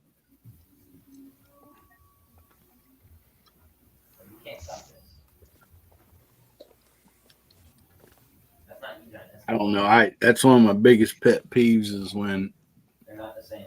They'll never be the same. You can't take somebody for the word. You know, it's Yeah. Yep. It always, there's always, there always can be circumstances pop up. But I mean, I'm sure all of us have that one friend or one family member or whatever, and they're like, yeah, I'll come help you, or whatever the case might be. And then, you don't see him for 3 days. It's like, well, doggone, if you couldn't done it, just let me know. The callus, the callus, or the how is it? How does it go? Like, shows up when the work's done. Yeah. When you get finished with the hard work and you're ready to eat steaks and drink beer, everybody shows up. Yeah. You want to find out how many friends you got? Move. Yeah. Yeah. Exactly.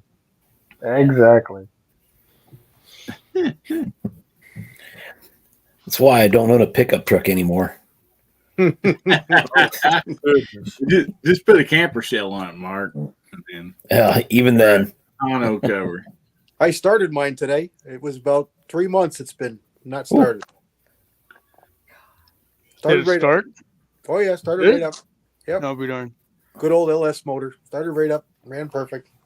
I turned it around. I parked it backwards. Turned it back up. R4 Mississippi Thunder, thank you very much. I'm glad you approve of the Lord's word.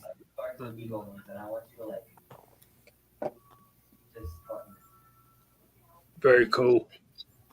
Very cool. Man, I can still hear it raining. It's 58 here. We've got flood watch that's been issued till March 10th at 1 a.m. Wow. Woof. It's been raining all week here, guys. And we got quite a bit. Quite a bit. We had one day was really, really high winds. It was quite a bit of turbulence going on. Yeah, we had 5 days of no burn, because of the winds and the dryness, to 2 days of just nothing but rain. Man. Yeah, we've got rain Yeah. right now and forecasted all the way through tomorrow up until Sunday. Yeah, it's that same systems that was out here 2-3 days ago. It's all moving you guys' way. Yeah, we're going to get it You could tomorrow have kept that, Walter. afternoon. If I could have, if I could have lassoed that stuff and hung a rope around its neck and kept it here a while longer, I would have, because we need it. But it moved right on out. Rolled over my house and said, "We can't stay here, boys. Let's get out of here." About the way it was out here. Duffer says, rent a roll off. You'll have lots of friends. Yeah, they come on. They're all bringing their trash to your house. Oh, yeah. Keep going to the dump. Oh, Man. don't get me started on that one. I know. So, Scotsman, what's y'all's weather like up there? Raining too? Yeah, it's supposed to be raining. I haven't looked outside, but it's supposed to be raining through tomorrow. Pretty much all day tomorrow. I think Monday's supposed to start getting sunny again. So you're not Papa's working place. all right. What's that? Papa's place got tornado watch there, man. I kind of wish a tornado would come over my place. That back room here is so messy. Tornado just put stuff away. You're off, Scotsman. You're off till Sunday night, right? Yeah. Good. Yeah. Good. Sound like just you're. Just a quick side note, so folks know. Sunday the chat will be there, but I won't be there for the next couple of weeks. I'm working 10-hour shifts, so I'm not. Oh man. Jump over, support Alan. Make sure you support Alan and the rest of the guys. I feel your pain, brother. Yeah, all this let's talk about the scrap out here. When you're taking 45 bags of 3,500 pounds a bag to our locals called OmniSource, the more you take, the more they pay. And when you're talking that much weight, that's a huge jump in the check they give you. Yeah. Huge jump. I mean, I've seen checks in 5 figures from one trip to the scrapyard. Wow. Yeah. I mean, that's a lot of dough. I reckon they smelt it down and make more brass, don't they? Yeah. Yeah. They've got a guy that actually comes and gets all of it from Omni, and he's a smelter. So what do you guys do with your spent 22 long rifle cases? Scrap that too. You don't get as much for that though. They really knocked the price down of that because of live rounds in it. The smelter, the guy that buys it, the smelter does not like to hear that popping in his film. So he won't pay that much for it. But I mean, we even scrapped the aluminum, but that's mixed metal because of the primer. Yeah. And then we got a guy where we take all the shotgun shell hulls and all the steel, and that's only pennies on the pound, but it's not going in, it's not going in the direct trash that way. He's actually doing something with it. Yeah. There was a lot of 22, long rifle spent cases. And I'm like, yeah, Tommy's right. Some places won't take 22 long rifle brass because of the live rounds in it. Yeah. But they'll take it. They just chip you down on the price. That's it. It's a lot better than hitting it with lawnmower, I reckon.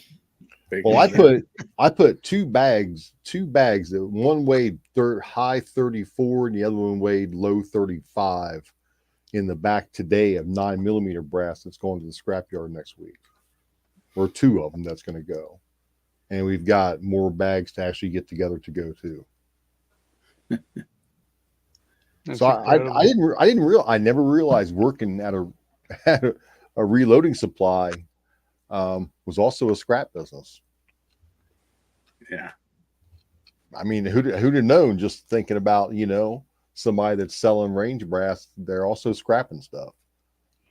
I would, now that you mention it, I would think that at the kind of volume that you're talking about, that's got to be a substantial part of the income, at least, enough to get you over the red line every month.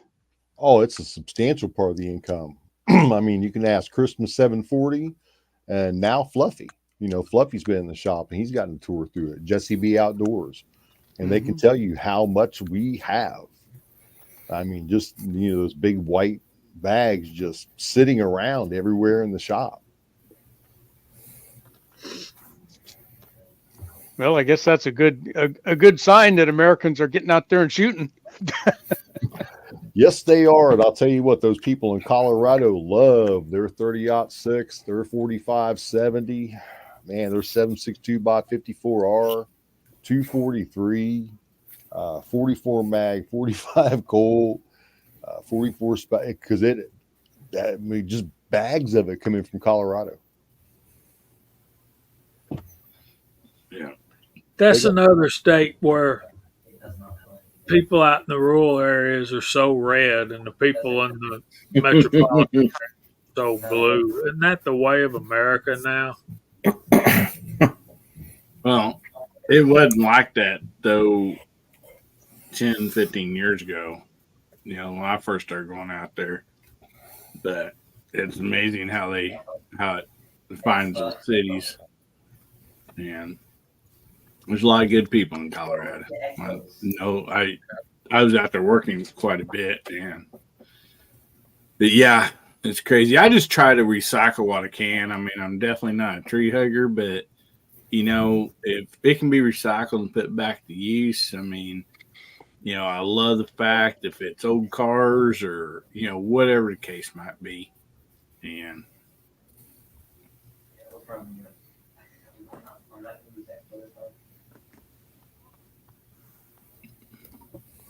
That's the only thing I'm really big on recycling is packaging, cardboard, bubble wrap, stuff of that nature.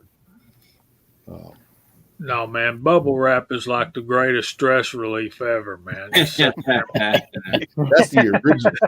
original. What do they call those? fidget spinner. Fidget spinner. That's the Yeah. original fidget spinner. Well, we have nowhere around here to recycle cardboard, and my wife, she takes glass in.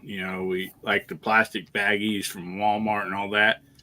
And a lot of people don't know this, but Walmart has a little thing out there just in the lobby of their building that you can take your plastic bags and dump in, to recycle those. We recycle, aluminum, metal, all that stuff. But there's nowhere around here for the cardboard.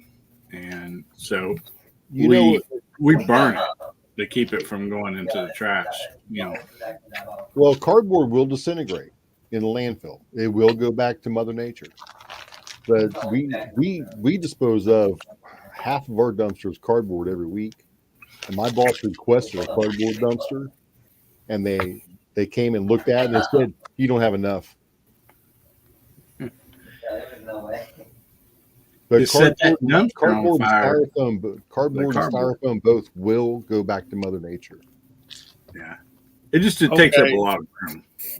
Del Pogue got me. I was wrong.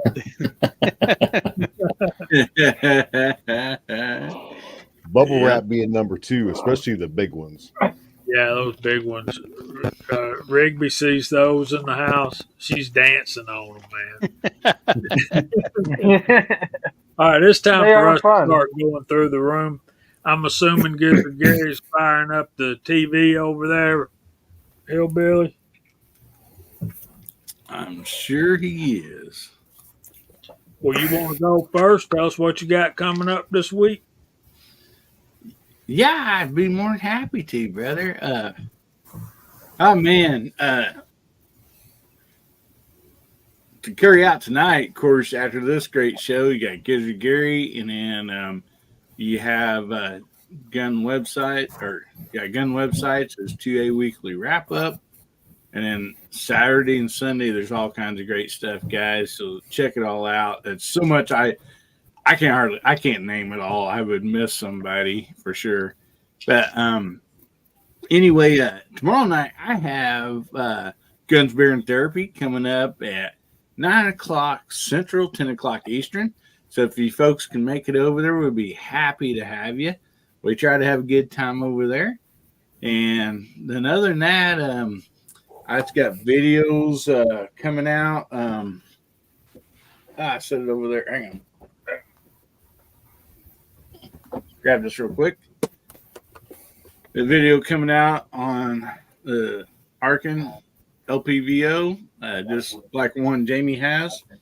The video coming on it, and then I'm going to be doing a comparison between it and the Prism with the Ford magnifier.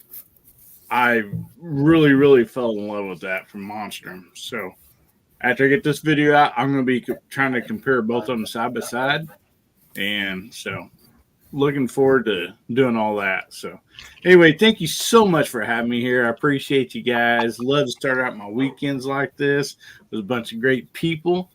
And Side Chat's been rock and rolling all night. Thank you all for having me. Thank you for being here, man. Yeah, thanks, Hillbilly. You betcha. Yeah. Have a good one, brother. Yes. Oh, make somebody's day better, will you? Absolutely. I will definitely try to. Pat, you want to go next? Yeah, sure. Thanks for having me on, Jamie. Definitely appreciate it. Kind of found my new home for Friday nights out here with y'all. Definitely appreciate you guys letting me hang out with you guys. I've learned a lot, especially on the reloading side, even though I do reload some stuff myself. Just love the format, love the people. Everybody in the side chat, go check out the channels. I know we a lot of people out there are already subscribed, but go check these fine gentlemen out because everybody's got great content out there. So I can't name off all of the, like Hillbilly said, I can't name off all the nights and what everybody's doing because I'll forget somebody. But as far as me going, I'm going to get even busier. I've got a brand new building coming in to the house down here at the old bunker. So, yeah, things are good about getting real busy with wiring and everything. So that's, I'll have to put some videos out on that. And I do have to apologize to somebody on the panel tonight.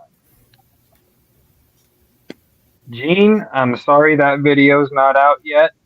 I've tried to shoot that video twice, and I can't. Finally, I got my wife involved, so it's gonna be funny. I think you're gonna like it. I think we got something mapped out. I think, especially with the shoes, and you know what I'm talking about. Oh yeah. So it's. I wanted to make that a very special video. I want to make it funny, so hopefully that's coming up here pretty soon. So anyway, I'm done blabbing. Yeah, it's hopefully it's going to turn out great. Hopefully it's going to be hilarious. So anyway, thanks for having me on again, Jamie. Appreciate everything. You're welcome. Thanks for being here. Can I say real quick? I was hoping to see Pat in those shoes, not his wife. Hillbilly, that's weird. Negative. I've got 13 wide. I'll blow those shoes out like nobody's business. Hillbilly. He'd put a Glock smile on those nice red shoes. Okay, that was fun. Go ahead, Mr. Interesting, Thomas. Well, can't say anything more than thanks for having me. Been a wonderful evening. Great hanging out with everybody. Wonderful watching the side chat roll on by and chatting with everybody. What I have coming up this week, don't know.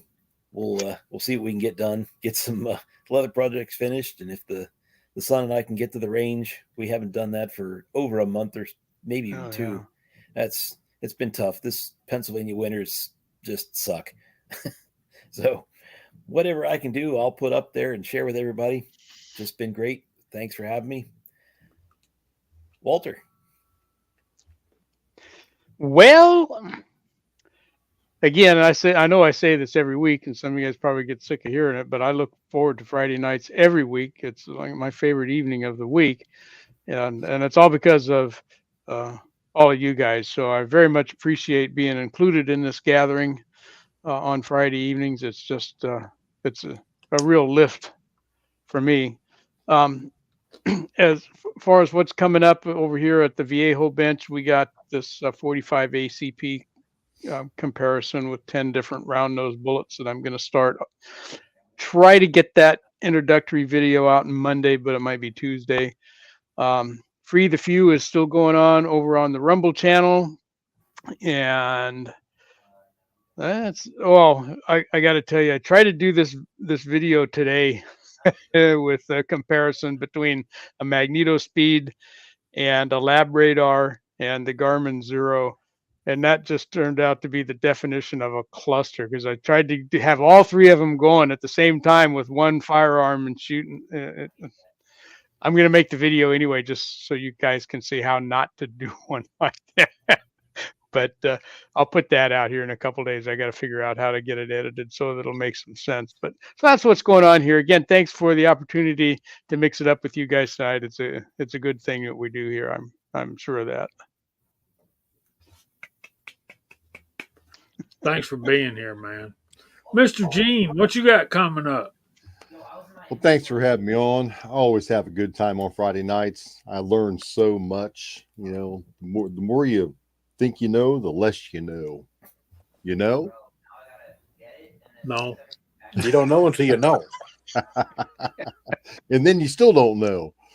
Well, I want to remind everybody that Republic Ammunition, it has free hazmat, not shipping, just free hazmat. So you only pay shipping charges on primers, powders, throwing some bullets and some brass while you're in the cart. RepublicAmmunition.com. If you don't see on the site, do not be afraid to call and ask. Sometimes it just doesn't make it up there. You know, we've got the inventory, but there's only 4 of us in the shop, and we do the best we can to make that place run like a clock every day.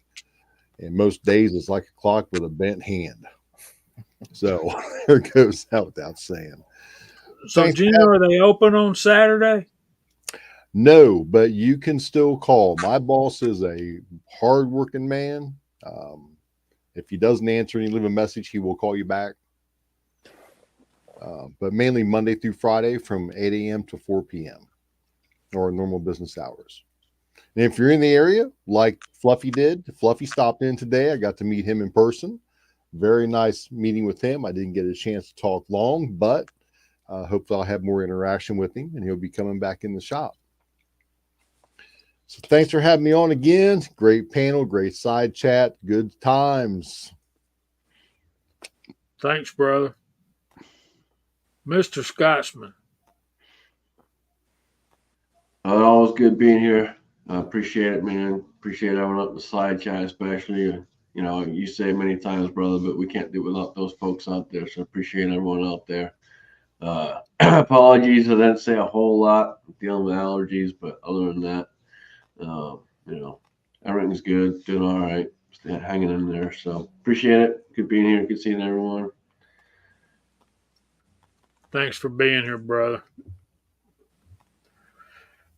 Mr. CW Longshot. You doing anything this coming week? Of course. I got video a day, and I've had a video a day for quite a while, and I got a video a day for quite a while ahead. So I got range trips planned. I got lots of other things going on, and always something. I just want to say we had 76 I saw tonight, and that's a pretty good number. That's all thanks to you guys in the side chat. Really, really, really appreciate it. Great to see all you guys every week. Look forward to the interactions and the comments, and Heck, we spend the first 20 minutes just saying hi. And all of us on the panel are going back and forth with that. So it's quite an event, and we all look forward to it. So really, really good times. There's Ronnie doing the Lord's work for us there. And yeah, I got I don't know what order they're coming up. I don't want to say what they are, but I got a video a day coming for quite a while. So stay tuned. I'm starting to move them around. I used to do them in the mornings. Now I'm doing them in the afternoons. And I know I've got a unboxing for Tactical Rabbit. If he's still out there, I got a box from him in the mail today. And a big thank you to him for that. I did a thank you to Walter, who sent me some really nice syrup and jellies. That was really thoughtful. I didn't know it was coming. Really, really good. Crop got into that this morning, and he likes that. Gave it a big thumbs up. So they won't last long when he gets hold of them. But yeah, we're having a good time, and look forward to some more. Just a quick note, just to keep Jamie in your thoughts and prayers. He's got a lot going on, a lot on his plate. He can use your kind words and your thoughts. And great to see all you guys on the panel. I hope you all have a great week, and we'll see you next week. Thanks for being here, brother. And thanks to all you guys in the side chat. And I'll say that the hard work that CW is doing on his channel is paying off, because he's continually growing in number of subscribers, and I congratulate you on that, my brother. Like he says, my family covets your prayers at this time. We won't go into that, but I thank y'all for being here this evening. It's been a great release for me that I needed very badly. And with that being said, make sure you're checking out Guns, Beer, and Therapy tomorrow night, and Sunday night will be Foreign and Domestic on the Scottish American channel. And I'll try to be over there to help, and hope you feel better, Scotsman. Lord willing, we'll see y'all next Friday night at 8 o'clock. Say good night, y'all. God bless everyone. Night, everybody. Thanks for playing.